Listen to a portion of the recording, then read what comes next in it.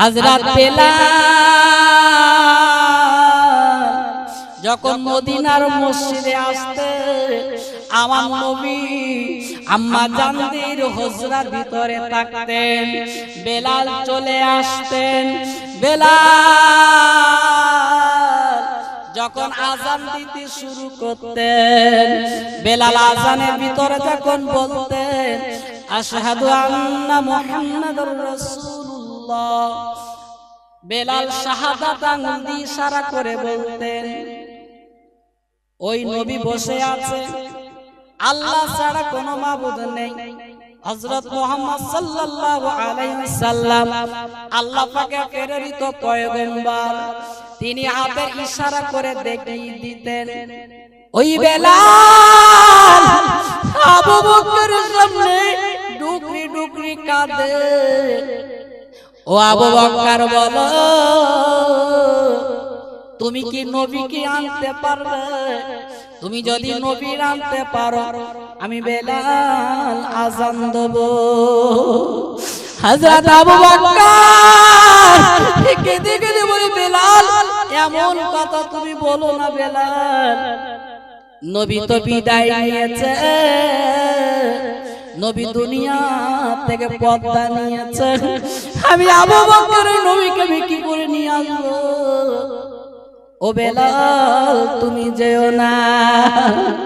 হযরত বেলাল কাঁদতে কাঁদতে বলেছিলেন আবু বকর, ও নবীর সাহাবী আবু বকর, আপনি কি ওই পূর্বের কথা মনে করতেছেন যে সময় আমি উমাইয়ার বাড়িতে ছিলাম, যে আমাকে এত কষ্ট এত আযাব আমাকে দিত? আজকে তুমি আবু বকর আমার দৃশ্য দেখে, আমার হালাত দেখে তুমি টাকার বিনিময়ে এবং গোলামের বিনিময়ে আমাকে তুমি আযাদ করেছিলেন। ও আবু বকর, তুমি কি সেই কথা মনে করছো? তুমি যদি তাই মনে করো যে তোমার টাকায় তোমার কথায় আমি উমাইয়ার বাড়িতে মুক্ত হয়েছিলাম, তুমি যদি বলো যে তুমি আমার গোলাম, তোমাকে আমি কিনেছিলাম, তাহলে আমি আযান দেব, কারণ মনিবের কথা শুনতে হয়। হযরত আবু বকর কেঁদে ফেললেন, ও বেলাল তুমি এমন কথা বলো না বেলাল, যেদিন তোমার ওই হালাত আমি দেখেছিলাম, উমাইয়া তোমাকে এত প্রহার করেছিল, তোমার শরীর তোমার বদন থেকে রক্ত ঝরছিল, তোমার গায়ে লড়পেরে এমন করে পুঁতে দিয়েছিল, কাঁটাগুলো এমন করে তোমার শরীরে বসিয়ে দিয়েছিল। ও বেলাল ওই দিন কত কষ্টের ভিতরে ছিলে বেলাল, তোমার আমি দৃশ্য দেখে উমাইয়ার বাড়ি থেকে তোমাকে আমি মুক্ত করেছিলাম। ও বেলাল তোমাকে আমি আল্লাহর সন্তুষ্টির জন্য, আল্লাহ পাকের খুশির জন্য তোমাকে আমি আযাদ করে দিয়েছিলাম, তোমাকে মুক্ত করে দিয়েছিলাম, তুমি আমার গোলাম না। এই কথা বলার পরে হযরত বেলাল ডেকে বললেন, ও আবু বকর তুমি আমাকে অনুরোধ করতে পারবে না? আমি কি করে আযান দেব বলো? তোমার কথা আমি মেনে নেব, তোমার হুকুম আমি মানব। তুমি যদি মেহরাবে আমার নবীকে যদি তুমি বসাতে পারো, আমি বিশ্ব নবীর সামনে দাঁড়িয়ে দাঁড়িয়ে আমি বেলাল আযান দেব। বেলাল যখন এই কথা বললেন, আবু বকর দেখলো বেলালের প্রশ্নের উত্তর আমি দিতে পারবো না। হযরত আবু বকর কাঁদতে কাঁদতে এবারে মদিনার মসজিদ ছেড়ে তিনি কাঁদতে কাঁদতে চলে গেলেন। বেলাল এবারে আস্তে আস্তে আমার নবীর মাজারের জালিকানা ধরে আমার নবীর মাজারের পাশে দাঁড়িয়ে গেলেন, আমার নবীর কবরের পাশে দাঁড়িয়ে বেলাল কাঁদে, বেলাল চোখের পানি ফেলায়, এই নবীজি গো আমি বেলাল আর আমি থাকবো না, আপনাকে আমি আর দেখতে পাই না, আমি মদিনা ছেড়ে আমি চলে যাব। আপনার মাজারে আমি দাঁড়িয়েছি, আমি শেষবারের মতন দাঁড়িয়েছি নবী, আর আসবো না, আমি বিদায় নেব, আমি চলে যাব, আর আপনার সাথে সাক্ষাৎ হবে না। তবে নবীজি গো, আমি বিলাল দুনিয়া থেকে বিদায় নেব, ওই ময়দানে মাহশারে ও নবী আমাকে জানো আপনি ভুলে যাবেন না।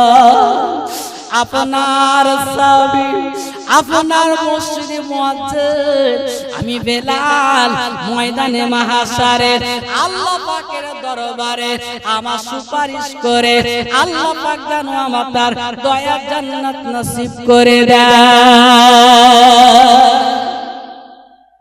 বেলাল আমার নবী মাজারের পাশে কেঁদে কেঁদে কেঁদে কেঁদে জারাজার হয়ে গেলেন।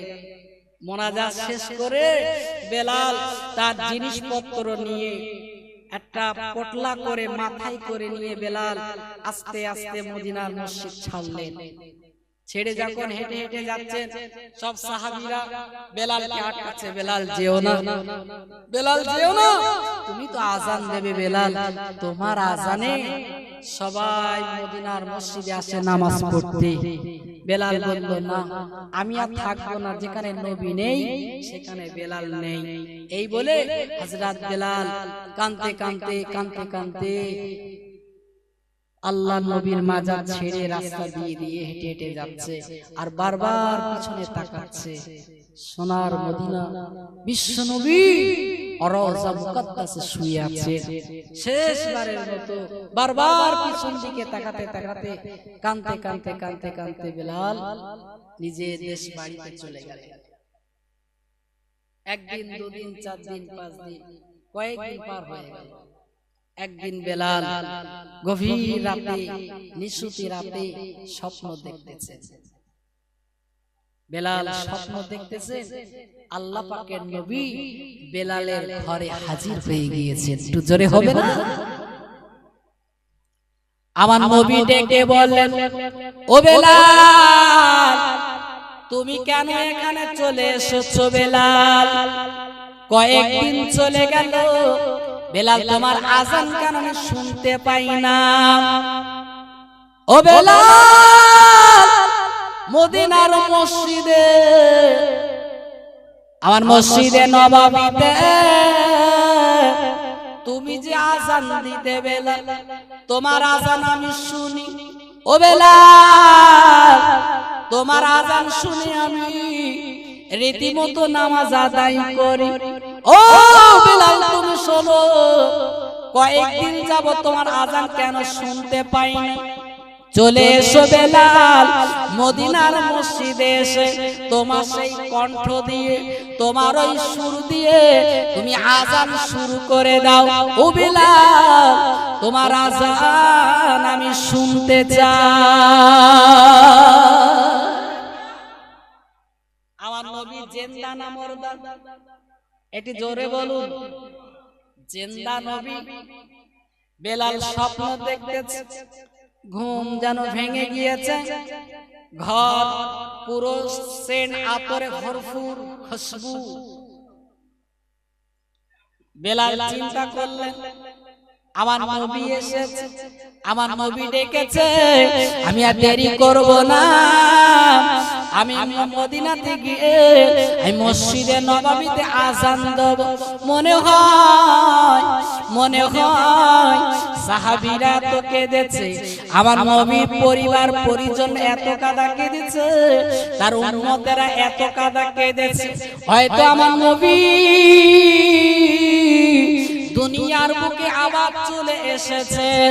আমি বেলাল, আমি দেরি করব না, আমি সেই মসজিদে নববীতে গিয়ে আমি নবীর সামনে দাঁড়িয়ে দাঁড়িয়ে আজান দেব।